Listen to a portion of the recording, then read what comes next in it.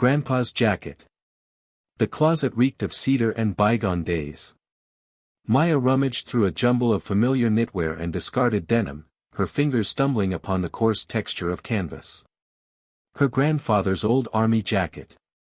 It had been tucked away for what felt like forever, since his absence. A painful knot tightened her throat, a feeling she suppressed as she wrestled the jacket from the crowded space. The muted olive drab offered a small measure of solace against her jittery morning mood. She pulled it on. The sleeves cascaded past her fingertips, yet the garment's sheer heft anchored her. A delicate aroma of old pipe tobacco mingled with mothballs arose, summoning a vision of Grandpa on the porch, carving whimsical critters from wood scraps while spinning yarns of exotic locales. This morning, she desperately needed that feeling, that sense of being connected to something immutable. En route to Northwood Middle School, the jacket served as a kind of armor. The air possessed a nip, freighted with the fragrance of decaying leaves and distant hearth fires. Each whisper of the fabric, each faint trace of tobacco, seemed to murmur of Grandpa's enduring spirit. She almost fancied him strolling alongside, a steady hand on her back, a silent bulwark against the tempest brewing in her stomach. Northwood rose before her, a brick behemoth that seemed to leach the joy from the very atmosphere. The manicured grounds might as well have been a gladiator ring, where alliances formed and shattered with the fickleness of teenage whims. Maya knew her place, hovering near the bottom rung, hoping for invisibility. She noticed Chloe and Liam stationed by the bike racks. Chloe, with her expertly lightened tresses and couture satchel, reigned as undisputed queen. Liam, her adoring sycophant, echoed her every utterance with laughter. A coterie of girls, all mirroring the latest styles, surrounded them, their voices carrying on the breeze like shards of glass. As Maya neared the entrance, several heads swiveled in her direction. She felt their scrutiny, their silent assessment. The jacket, previously a source of comfort, now burned like a beacon. Chloe's gaze sharpened, and a cruel smile tugged at her lips. Loving the jacket, Rodriguez, she drawled, her voice laced with mockery. Is that homeless chic this season? Liam cackled, and the pack joined in. Heat flooded Maya's face. She yearned to vanish, to merge with the asphalt. Grasping the jacket tightly, the rough canvas chafed her skin. The familiar tobacco scent, ordinarily soothing, felt like a vicious taunt, evoking a time of security, a world before Northwood and its unyielding judgment. She mumbled a response, something regarding her grandfather, but her words were swallowed by the derisive laughter. Swallowing hard, she hurried past, the weight of the jacket suddenly oppressive. The school bell sliced through the air, a piercing shriek that mirrored the chaos in her soul. It wasn't an invitation to learning, it was a clarion call to combat. The Grandpa chic insult. The hallway buzzed with the pre-lunch rush, a chaotic river of backpacks and chattering voices. Maya hugged her books tighter to her chest, trying to navigate the throng without bumping into anyone. She'd inherited the olive-green army jacket from her grandfather, a garment thick with history and the faint scent of mothballs and something like wood smoke. It was warm, comfortable, and practical, even if it wasn't exactly runway material. That's when she saw Chloe Thompson, Queen Bee of Northwood High, holding court near the water fountain. Chloe was surrounded by her usual retinue, their laughter bouncing off the lockers like errant ping-pong balls. Maya tried to angle away, to become invisible, but it was too late. Chloe's eyes, sharp and assessing, locked onto her. Oh. My. God, Chloe drawled, her voice carrying across the hallway. Maya, is that a joke? Maya's cheeks flushed. She stopped walking, trapped in the spotlight of Chloe's attention. Her stomach twisted into a knot. Chloe sauntered closer, her perfectly glossed lips curled into a smirk. Seriously, did you raid your grandpa's closet? What is that, some kind of vintage atrocity? A few of Chloe's friends tittered, their eyes flicking between Maya and the offending jacket. It's just a jacket, Maya mumbled, wishing the floor would swallow her whole. She felt the weight of the canvas pressing down on her, suddenly heavy and cumbersome. Chloe circled her, her gaze lingering on the patched elbow and the faded name tag above the pocket. I think I've got it. We're calling this look Grandpa Chic. Yeah, that's it. Grandpa Chic. So hot right now. She punctuated the statement with an exaggerated air kiss. The laughter intensified, echoing in Maya's ears. She felt a blush creep up her neck, hot and prickly. She wanted to disappear, to rewind time and choose a different outfit, any outfit. Seriously, though, Chloe continued, her voice dripping with mock concern. Are you going to a costume party? Is there a salute to the greatest generation dance I didn't hear about? Maya couldn't meet her eyes. She stared at the scuffed linoleum, her mind racing, searching for a witty retort, a cutting comeback. But her brain felt like scrambled eggs.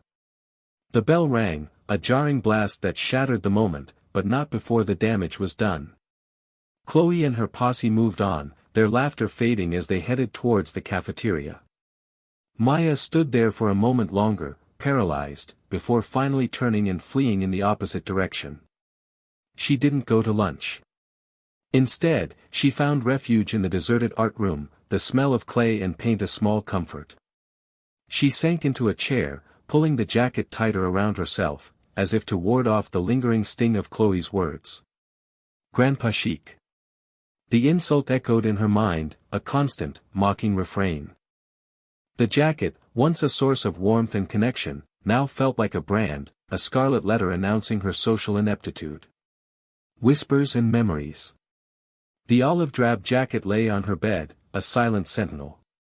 Maya stared at it, a knot twisting in her stomach. It looked so ordinary. But it held a weight, a history that felt both comforting and suffocating. Should she risk it again? Another day of snickers and sidelong glances. Her fingers traced the worn fabric, the faded patch on the shoulder.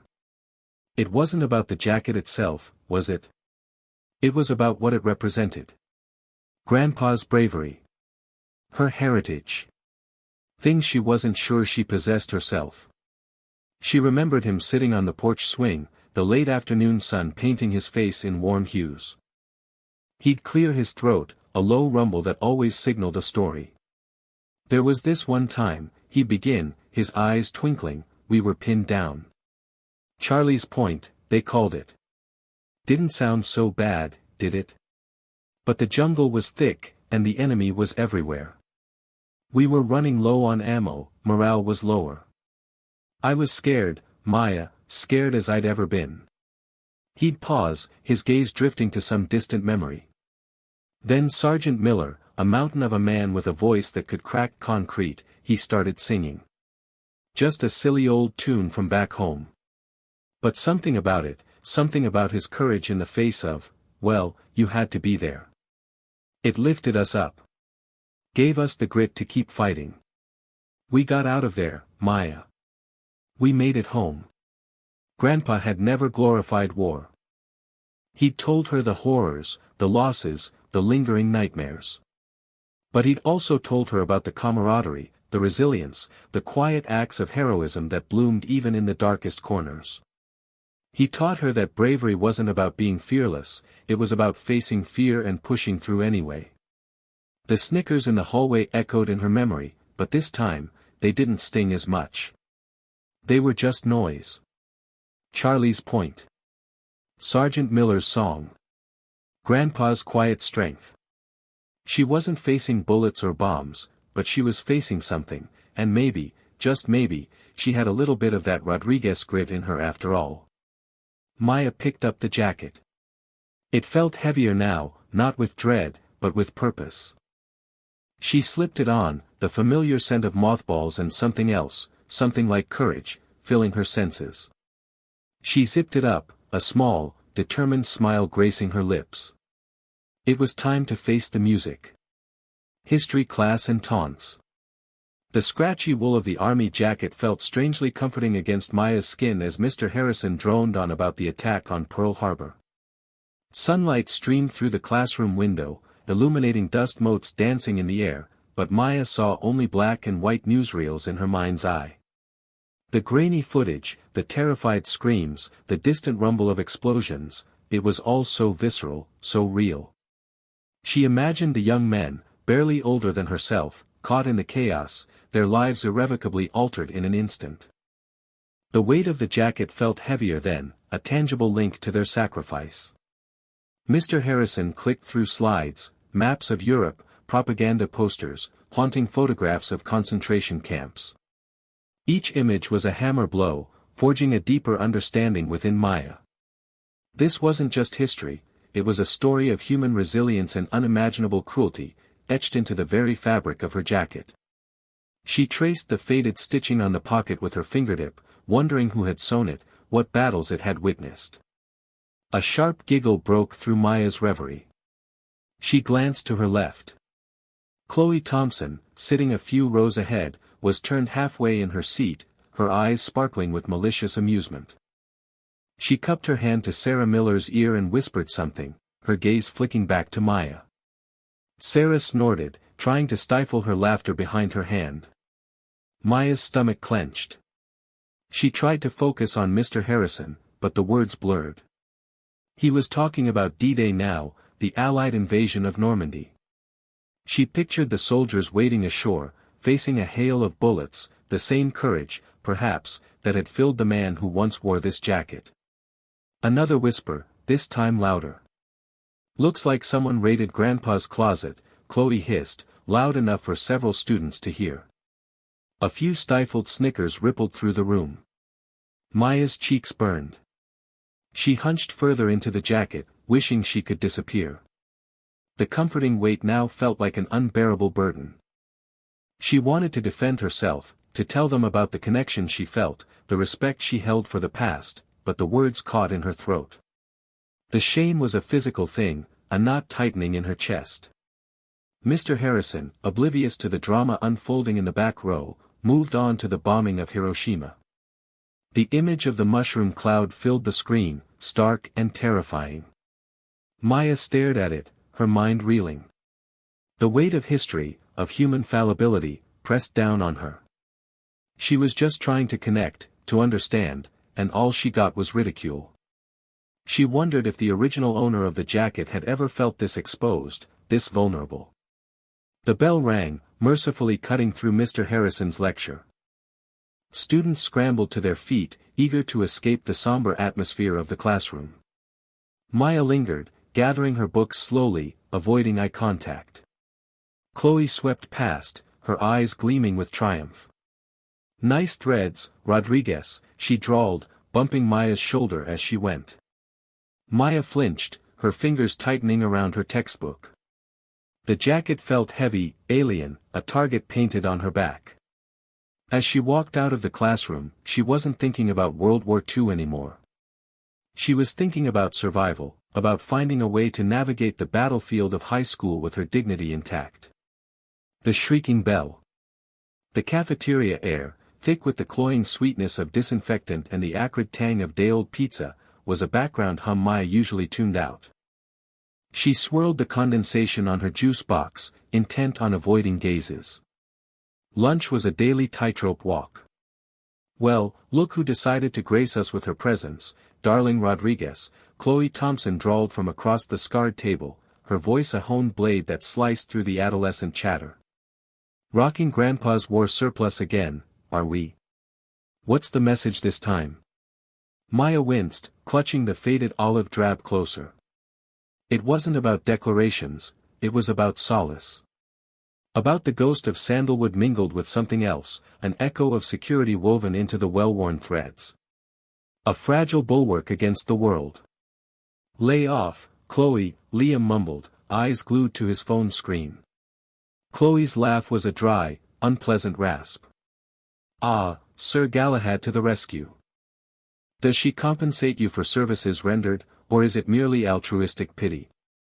Before Liam could retort, a high-pitched whine tore through the atmosphere, abruptly silencing the room. Not the usual cheerful chime announcing freedom, but something profoundly wrong. A raw, metallic shriek, escalating into a fever pitch, akin to nails dragged across a chalkboard amplified 1,000 times. Maya pressed her palms against her ears, flinching. The sound burrowed into her skull, a visceral invasion. Around her, students screamed, trays crashed to the floor as others dove for cover. The overhead fluorescent lights flickered wildly, amplifying the pandemonium.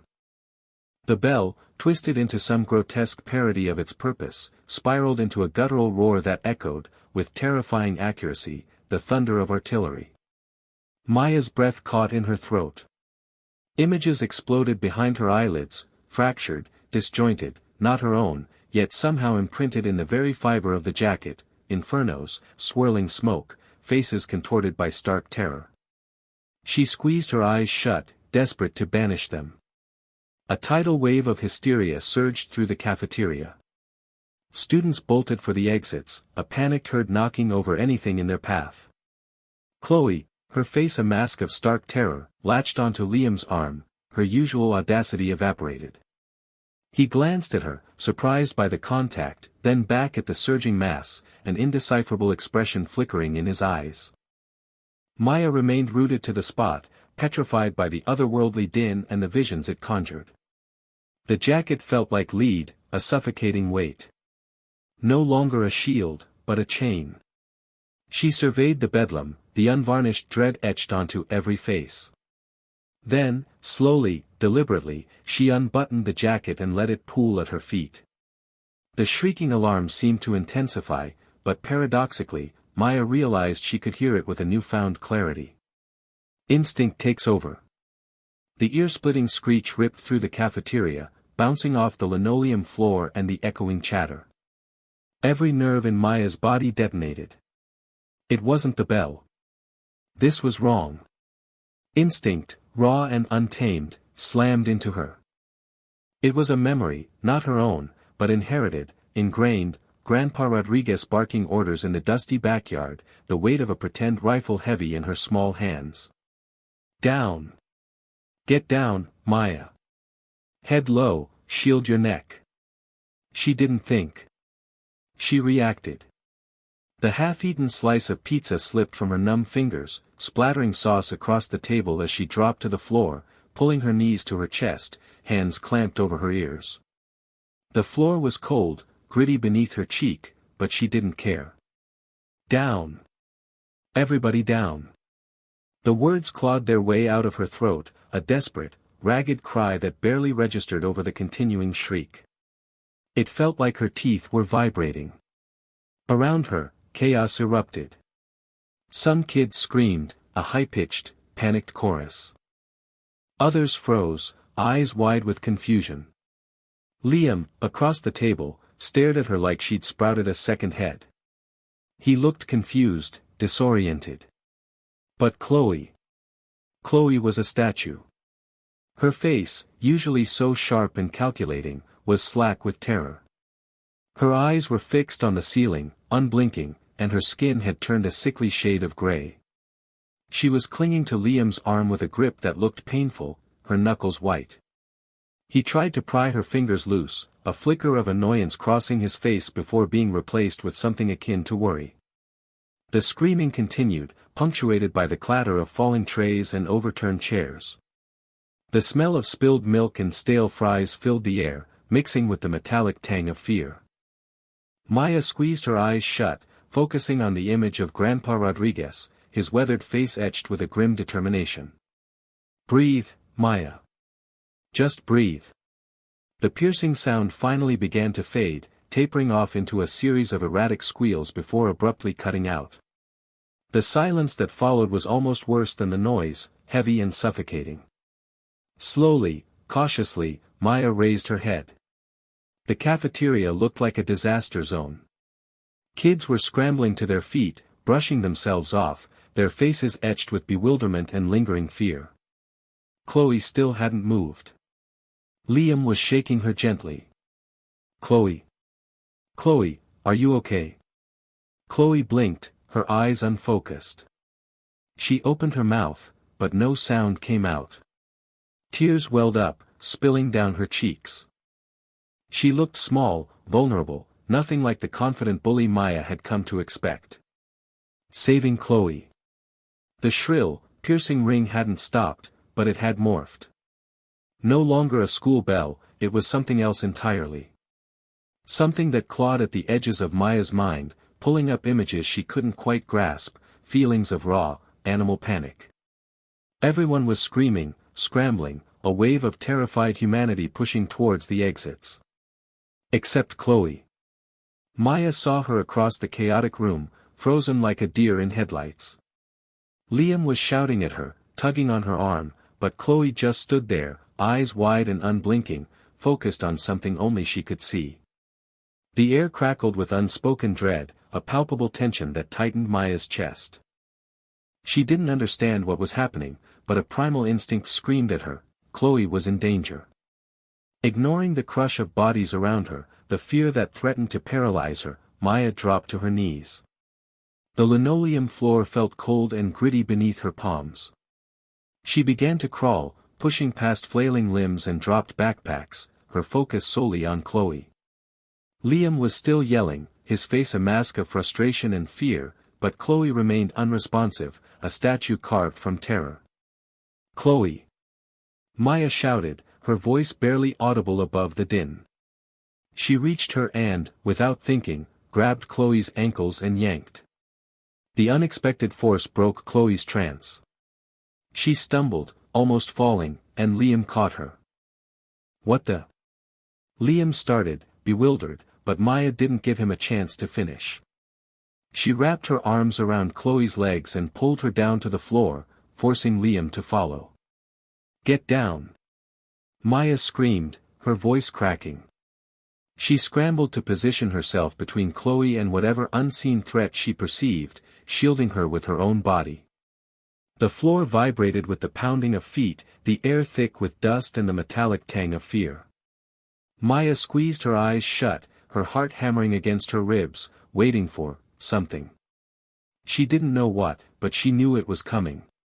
Chloe was trembling violently beneath her, her breath coming in ragged gasps. Liam, his face pale and drawn, knelt beside them, his arm protectively around Chloe. The ringing continued, a relentless assault on their senses, but now, under the shield of Maya's body, it felt further away. Less immediate. A sob escaped Chloe's lips. Make it stop, she whimpered, her voice barely a whisper.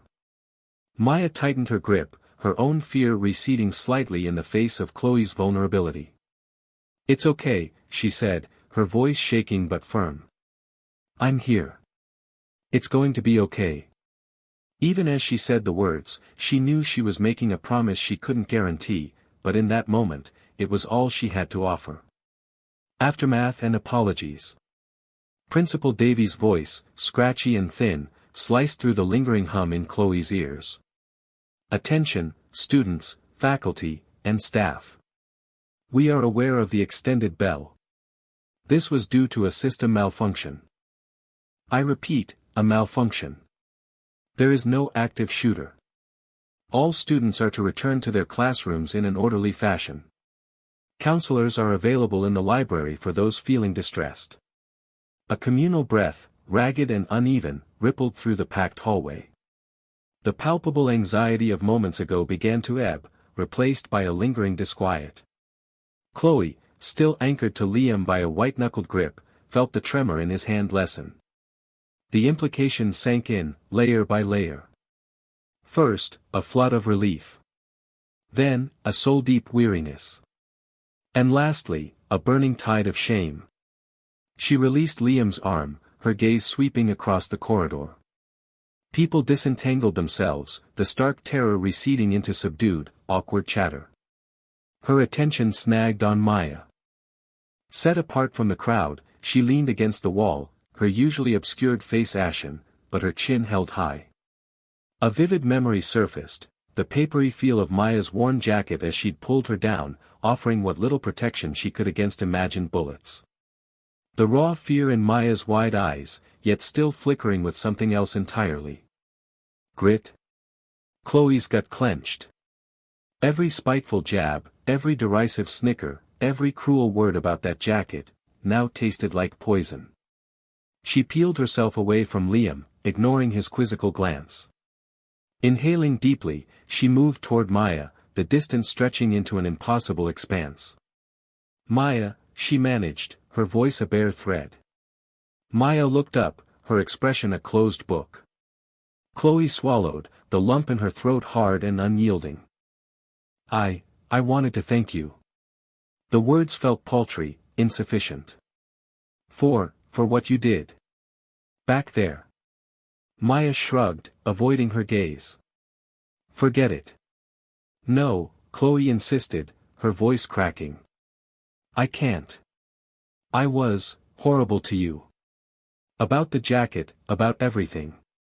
And you still tried to help. To shield me. A sob threatened to erupt. I'm so sorry, Maya. I truly am. Tears stung Chloe's eyes. She hadn't cried with such abandon in years. This wasn't the icy, composed Chloe Thompson everyone knew. This was simply, Chloe, stripped bare and vulnerable. Maya finally met her gaze. An initial flash of surprise softened into something else entirely. Pity. It's okay, Maya murmured, barely audible amidst the murmuring throng. I was terrified, too. Chloe shook her head. No, it's not. I acted abominably. And you're stronger than I ever gave you credit for. She reached out, tentatively brushing Maya's arm. Thank you, Maya. For everything. The bell, the real one, clanged jarringly, signaling the change of classes. It felt shockingly mundane, almost surreal, after the preceding pandemonium. Maya offered a subtle nod. Let's go, she said, turning towards the hallway. We'll be tardy. Chloe followed, a fragile seed of optimism taking root within her. Perhaps, just perhaps, this could be a turning point. A chance to become a better version of herself. A chance to begin repairing the damage. A chance to finally appreciate the quiet resilience concealed within the folds of Maya Rodriguez's faded army jacket. An unlikely friendship. The silence stretched, thick and uncomfortable, broken only by the distant thrum of the school's generator. Chloe sniffled, wiping her eyes with the back of her hand. I don't even know why I did that. Maya hugged herself, the rough canvas of the army jacket a small comfort against the chill of the empty hallway. Did what, exactly? Make fun of my jacket? Or almost give me a heart attack? Chloe flinched. Both, I guess. Liam's been different lately. On edge. And I don't know. I thought if I acted tough, he'd notice me more. Maya stared at her, surprised. You thought bullying me would impress Liam? Stupid, right? Chloe managed a watery smile. It was. It is. When the bell went off like that, I just panicked. You were so calm. And you knew what to do. I was terrified. She shuddered, the memory still vivid. I've never been so scared in my life. Maya thought about the drills, the constant reminders, the quiet fear that had been a low hum in her life for as long as she could remember. It wasn't courage, it was just familiarity. It's okay to be scared, Maya said softly. But that doesn't give you the right to be mean. Chloe nodded, her gaze fixed on the floor. I know. And I'm really sorry, Maya. For everything. Especially about the jacket. It's actually kind of cool. She looked up, a genuine spark of admiration in her eyes. It's strong. Like you were. Maya's cheeks flushed. It was my grandpa's. He was a medic. She hesitated, then added, he used to tell me stories. About helping people. About being brave, even when he was scared. Chloe took a tentative step closer. He sounds amazing. She reached out, almost touching the sleeve of the jacket, then pulled back. Can I ask you something? About what to do if that happens again? You know, if there's another drill. Maya chewed on her lip.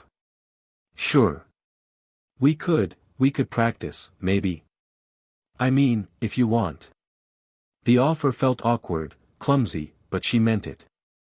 A hesitant smile spread across Chloe's face, chasing away some of the fear. I'd like that. Really. The late afternoon sun streamed through the high windows, painting long shadows across the hallway floor. The silence wasn't as oppressive now. It felt more like a space where something new could grow. They walked towards the exit, the click of their shoes echoing in the empty building. As they stepped outside, Chloe fell into step beside Maya.